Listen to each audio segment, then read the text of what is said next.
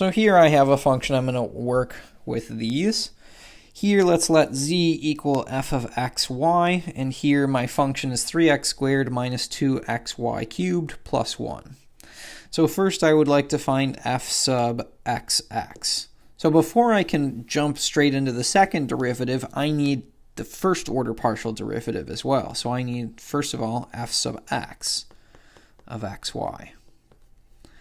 So let's take this one at a time. Derivative of 3x squared, that's going to be 6x. Derivative of negative 2xy cubed, remember, again, you can cover up that y, but derivative of negative 2x, that's going to be minus 2 times our constant multiple, which is y cubed. And then the derivative of 1, that's going to be 0, so we don't really need that. So here's our first order partial derivative. We need to basically just repeat that process one more time here. So if I want f sub x, xy, so this is the partial with respect to x, and then the partial with respect to x one more time. So let's see. Oops, you know what? Let me do this in a different color, just so that we don't get mixed up. So this will be f sub xx. So here, the derivative of 6x, well, that's just going to be 6. Here, the derivative of negative 2y cubed. Here, in this case, remember we're treating y as a constant. So this term right here, derivative of this term with respect to x, will simply just be 0. So 6 minus 0 gives me 6. So there is my second order partial derivative. So when I change gears now and I say, okay, now I want the first order partial with respect to x, and then the then the second order partial derivative with respect to y, I've already done part of this work. I've actually already found the first order partial derivative with respect to x. So this is actually just going to come down here. F sub x, xy, is 6x minus 2y to the third.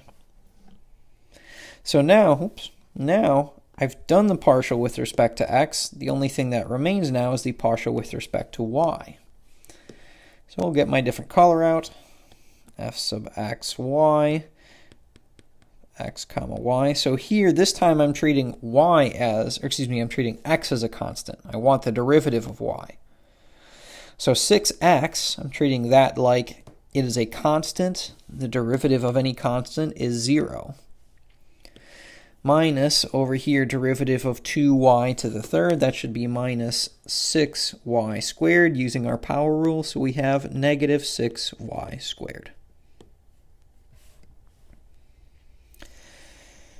Next up, we want first the partial with respect to y, and then the partial with respect to x. So here I have a little bit more work to do this time, and actually I'm just going to write my function over here just so that I have it. I don't want to have to scroll back and forth. Let's see, 3x squared minus 2xy cubed plus 1. So all right, first I'm going to take the partial with respect to y.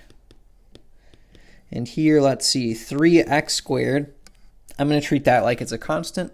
Derivative of any constant is 0. So this is 0 minus, cover this x up if you need to, derivative of negative 2y to the third, that'll be negative 6y squared. But remember, this x is a constant multiple, which means we just multiply our derivative by x. So really all I have is negative 6xy squared. So there's my first derivative. Now I'm going to go find the second order. So this is f sub yx. And here I just want the derivative of this guy. There's only one term to work with. So here in this case, I'm going to treat y squared like it's a constant, pretend it's not there. Derivative of negative 6x, it's just negative 6. So negative 6 times y squared. Hey, look at this. Those two are the same.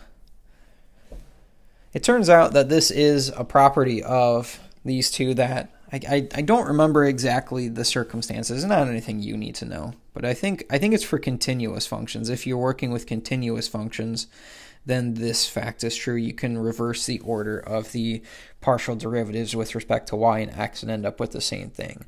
I don't want to say it's true for every single case. I believe it's true for continuous functions, which are functions that we'll be dealing with here.